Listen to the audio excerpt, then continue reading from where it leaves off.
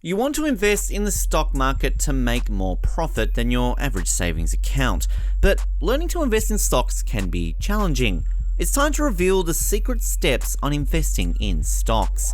This simple guide shows you the simple 7 steps you need to take to invest in stocks. Investing in stocks is not as difficult as it seems. To get started, you need to understand the basics, but do not take it lightly. Confidence in the right investment comes from knowing what you are doing, so take the time to make sure you are comfortable. This video consists of 3 parts. First, we will explain the difference between investing versus trading a stock. Secondly, we will cover the basics of stocks. The third and the last part will consist of those 7 steps which are required for investing in stocks. If you already understand the basic of stocks, you can skip those parts of the video. So without any further ado, let's jump into the video. Investing versus trading stocks. It is important to distinguish between these 2 different approaches to the stock market.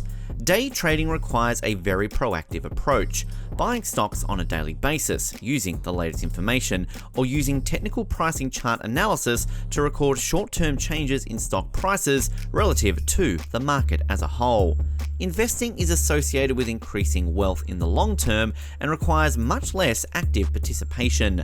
If your investment portfolio is set up properly, you don't have to change it often, and you can continue to invest in it over time.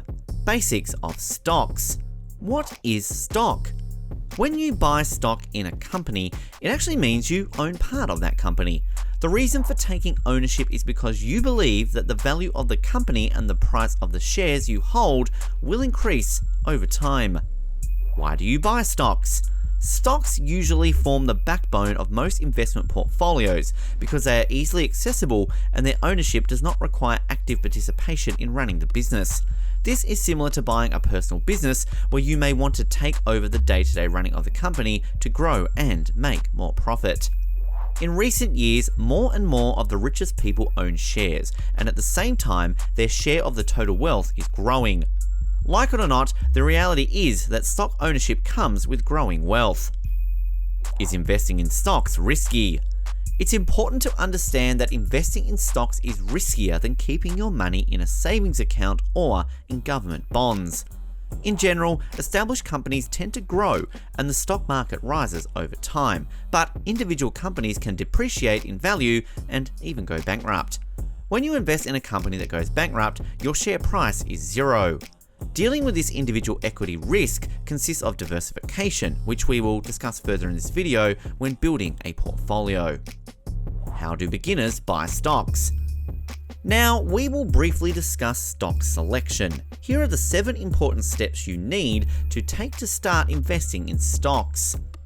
Step number 1, manage your funds. The name required for this is asset allocation. The question is, how much of your assets would you put into stocks, bonds, savings accounts, etc.? The first consideration for new investors is how much they can save on their investment. How much should you invest in stocks the first time? Write down the value of your savings and extra money to fund each month or quarter and decide how much to invest in the stock market. Never invest money that you will soon need to cover expenses. The 80-20 rule states that you should try to maintain 80% of your wealth while actively increasing the remaining 20%. Roughly, you can invest 20% in stocks and the other 80% can go into a savings account or relatively safe investments such as bonds. Step number 2, choosing your investing style. Do you need a financial advisor? They explain the pros and cons of investing professionally managed mutual funds and hire an expert to help you choose investments in the stock market. Note, this is not a binary option. You can invest in mutual funds, have a financial advisor, and have DIY investments. Step number 3, investing goals. Stop there. Yes, of course you want to make money with stocks. The question is how and when the money can be made and how much risk is takeable to make it. Risk versus reward. Think of it this way. If you want to buy a stock that could double in value in a year, you have to accept the increased risk that the stock will fall in half. Likewise, a stock that can only go up 10% over the next year can only fall 5% if something goes wrong. This is because fast-growing companies are usually smaller and more likely to fail than large, slow-growing companies. This is a concept of risk of return on investment. Growth versus revenue. Do you want a regular return on your investment? Some companies pay dividends that represent a certain amount of value per share you own. You can use those dividend payments to shareholders to spend or reinvest in the company by buying more shares. This is an income investment. For example, a $100 stock might have a $3 cash dividend per quarter. This means that on your investment, you'll make $12 a year, which equates to a 12% dividend yield. Companies that don't offer dividends usually use their profits to reinvest in the company, which, if properly invested by the company's management, means a higher share price. This is an investment in growth. Step number 4, dip your toes in the water. Some people never have the courage to invest in stocks. To overcome the obstacles of just getting started, it's a good idea to only buy a small number of stocks that you like. You can always sell it later, and if it's a small investment, the gain or loss won't make much difference to you financially.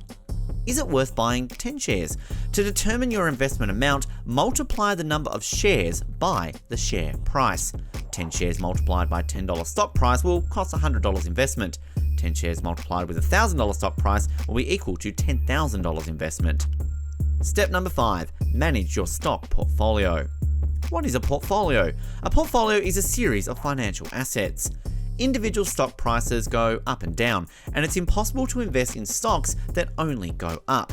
Some fall, and all of them will go down, at least for a short time. However, you can make money investing by adding value to your portfolio, which we expect to have more stocks going up than stocks going down over time. There are several ways to categorize stocks, and each category will benefit investors, so it's a good idea to break them down into the main categories. This is known as balanced portfolio. The main ways to diversify a stock portfolio are as follows. Large cap versus small cap, that is large and small companies. Domestic versus foreign, which means shares from your national exchange and from abroad. Growth versus value, gives dividend paying and non-dividend paying stocks. Sector, e.g., technology versus healthcare or finance. Step number 6, picking stock. There are thousands of books on the best way to pick stocks, so it's not easy to summarize, but we'll do our best. There are actually 3 factors you need to consider while analyzing stocks. First one is history. This will likely spark your initial interest in stocks, a great story about why they might grow in the years to come.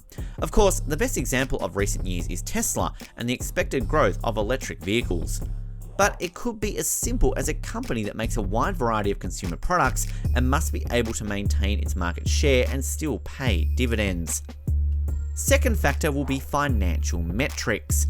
This is where you need to check the health of the company. Are sales up or down? Are costs going up or down? Too much debt? Luckily, you don't have to check a company's income statement and balance sheet unless you're into that kind of stuff. Public companies are required to provide certain financial information that can be easily converted into financial metrics on any financial website.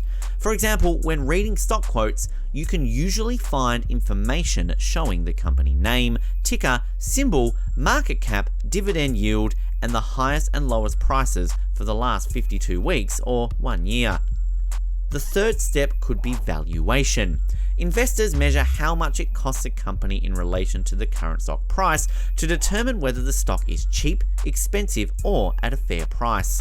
The classic measure of value is a price to earnings PE ratio. Step number 7, keep investing. Over time, it's worth buying new stocks and adding to your current position in your portfolio.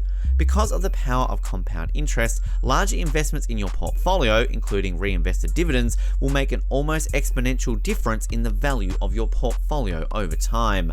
If you believe in the long-term performance of the stocks in your portfolio, it is usually best to add this position when the stock price fails. This is known as buying on the dip or buying on the weakness, and is the idea of buying low and selling high. Of course, when the stock price drops, there is a reason, and you need to determine if it affects the reason for buying the stock. The financial takeaway. In the end, we can summarize the whole video just to help you in understanding the essence of this video. So here you go. Learning how to invest in stocks can be difficult, especially if you are just starting out. Setting goals and a budget is the first step you need to take. Then you will learn about the different investment vehicles and choose the right one for your financial goals and risk tolerance.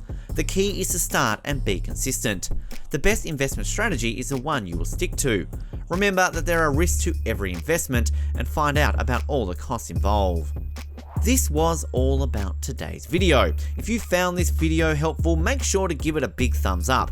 And do not forget to subscribe for more content and press the notification bell so you never miss any updates. This also helps us grow our channel so we can continue to provide value to our audience. Also, let us know about your opinions on this guide. Thanks for watching.